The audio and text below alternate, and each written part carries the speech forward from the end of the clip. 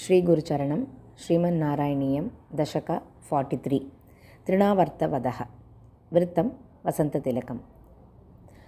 त्वामेकदा गुरुमरुत्पुरनाथवोढुं गाढाधिरूढगरिमाणमपारयन्ती माता निधाय शयने किमिदं बतेति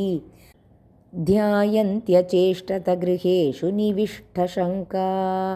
तावद्विधूरमुपकर्णितघोरघोषव्याजृम्बिपांसु पटली परिपूरिताशः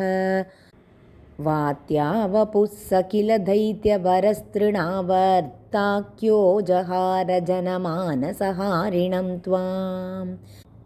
उद्धामपांसु तिमिराहतदृष्टिपाते द्रष्टुं किमप्यकुशले पशुपाललोके हा बालकस्य किमिति त्वदुपान्तमाप्ता माता भवन्तमविलोक्य भृशं रुरोद तावत् स दानववरोऽपि च दीनमूर्तिः भावत्कभारपरिधारणलूनवेगः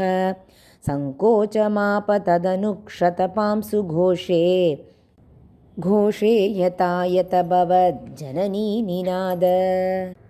रोदोपकर्णनवशादुपगम्य गेहं क्रन्दत्सु नन्दमुखगोपकुलेषु दीनः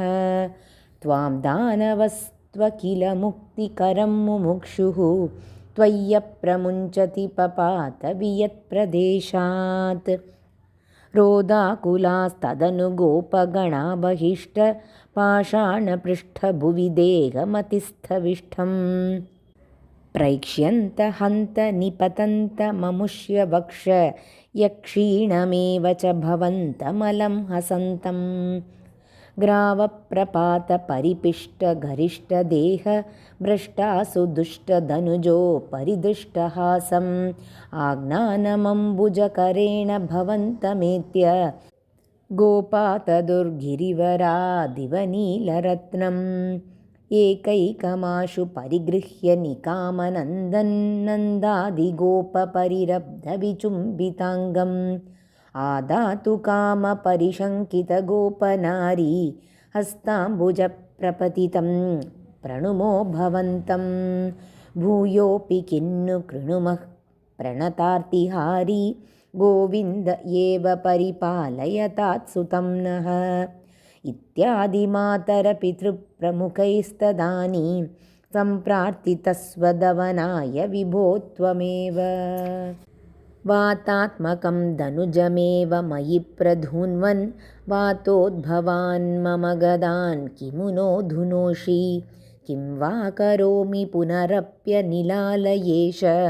निःशेषरोगशमनं मुहुरर्तये त्वां